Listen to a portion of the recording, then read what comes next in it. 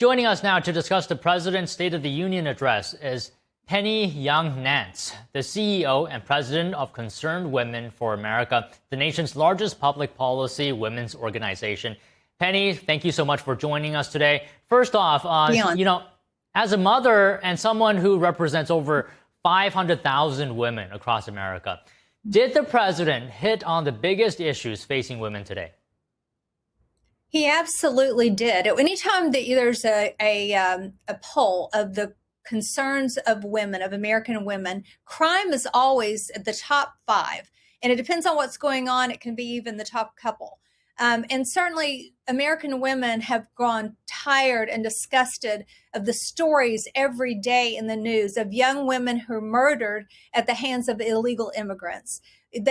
Laken Riley's named, and Jocelyn Ungary, and other names that have become household names because of the horrible way that their lives ended. We're tired of that. We're sick of it. And we're very grateful that President Trump is taking things in hand. And we've seen crime plummet as this is played out in cities across the world and across the country. In any time in our nation, about 2% of American citizens or Americans are harmed by 2% of our population.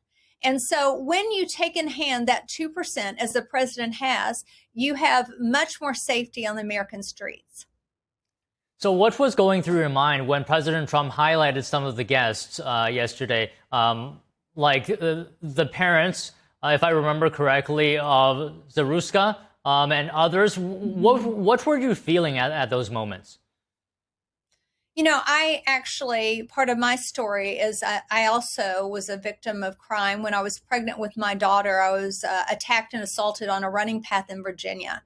And any woman who's experienced that or knows someone, you feel so strongly for those parents. I was on another network and they were talking about, some of the hard stories of people that have been scooped up as ICE has tried to rid our streets of criminals. And, it's messy. But they were talking about, families like being upset that a family member's missing. I said, who's going to be missing at every Christmas going forward is Laken Riley. Those parents deserve justice for their children. So I'm angry for them. I think of the young woman in Charlotte that was murdered. That should have never happened. And I'm very angry about the fact that 300,000 children went missing as they came along illegally trafficked across our borders. And the Biden administration could not care less about what happened. We found some of those children. We still have about 150,000 that are missing. And we've got to continue, the Department of Justice and others, law enforcement have to continue looking for every single child. We have to have zero tolerance for criminals illegally coming across our borders. Venezuela opened up their prisons and their insane asylums and let people into our country, and we suffered because of it. That can never happen again.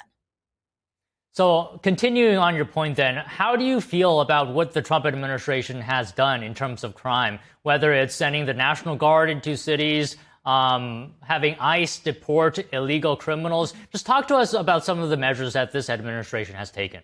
Well, let me just say, I live in the Washington, D.C. area. Let me tell you from a personal level that women felt very unsafe in our nation's capital. Women that worked on Capitol Hill did not feel safe walking from their cars into their office buildings. The District of Columbia belongs to all of us. It is our nation's capital, and it had become a cesspool of violent crime until President Trump called in the National Guard and did the right thing. And now it has changed. Things are way better. It's not perfect. It's a big city, but certainly we all feel much safer. Unfortunately, it's a hard issue, right? And no one wants to see someone's abuela, who's a great person who wants to just come here and work, to be deported. But the truth is, we've got to start somewhere. And we certainly want to make sure the criminals are taken care of. And so you have to start. It's messy. It's scary for some people. I recognize that there are people who find it distasteful that ICE has come in, but usually when you follow the story, the person they're looking for has assaulted a child or done some other heinous crime. And we have to have zero tolerance for that. We have enough problems with our own homegrown criminals. We don't want to ship them into our nation. What were your thoughts when President Trump highlighted or brought attention to Erica Kirk, whose husband was assassinated? You know, these things are also affecting women in this way. I mean, she was devastated that the father of two children, her husband, was assassinated in that event. So what were your thoughts when President Trump highlighted Erica Kirk? Well, political violence is a real issue. I mean, I've had different times had to have armed security with me.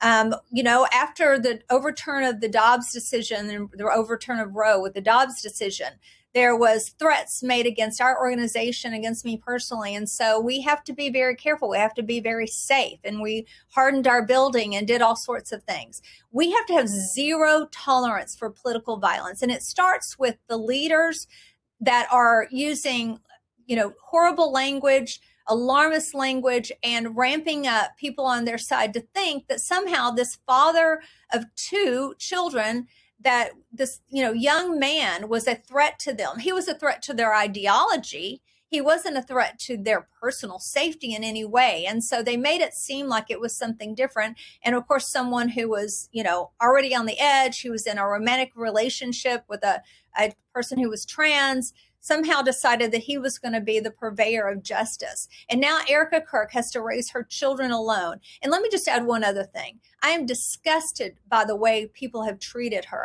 There's people that claim to be conservatives that have said horrible things to her and about her and have profited off her pain. And I find that absolutely reprehensible. What are your thoughts on President Trump's policies on IVF? I would like to say that I think that we have to really think through that issue. I know that it's controversial within Christian communities, but I think we have to have a lot of compassion for women who are dealing with infertility. I feel like at Concerned Women for America, our first purpose is to end abortion.